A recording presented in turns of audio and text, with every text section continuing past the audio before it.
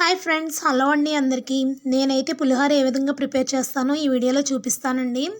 ఈ విధంగా నేను ఆయిల్ని అయితే ఒక కళాయిలో ఆయిల్ యాడ్ చేసుకొని మొత్తం తాలింపు దినుసులు అన్నీ కూడా యాడ్ చేసేసుకోవాలి. ఎండుమిర్చి, పచ్చిమిర్చి, అదేవిధంగా ఆవాలు, జీలకర్ర, కరివేపాకు, పచ్చిశనగపప్పు, పల్లీలు ఇవన్నీ కూడా యాడ్ చేసుకొని మొత్తం ఫ్రై అయిన తర్వాత కొంచెం పసుపుని కూడా యాడ్ చేసుకోవాలండి. ఇప్పుడు రుచికి సరిపడినంత సాల్ట్ని అయితే యాడ్ చేసుకొని మొత్తం కూడా స్టవ్ అనేది సిమ్లో పెట్టుకొని తాలింపు అనేది మాడకుండా మంచిగా ఫ్రై చేసుకోవాలి.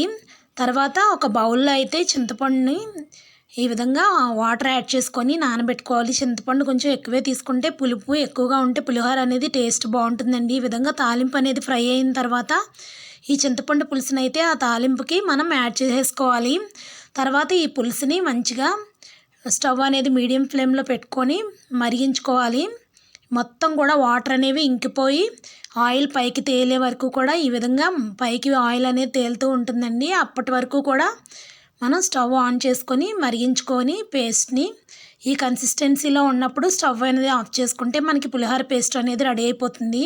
ఈ పేస్ట్ అనేది మనకి 2-3 డేస్ వరకు కూడా స్టోర్ చేసుకోవచ్చు.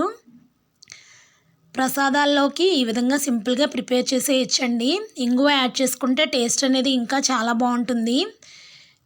ఈ విధంగా ఈజీ ప్రాసెస్లో పులిహోర అనేది ప్రిపేర్ చేసేయచ్చు. తర్వాత ఈ పేస్ట్ని రైస్కి యాడ్ చేసుకొని కలుపుకుంటే టేస్ట్ అనేది చాలా బాగుంటుంది. సేమ్ గుళ్ళో మనం తినే పులిహోర లాగానే ఉంటుందండి.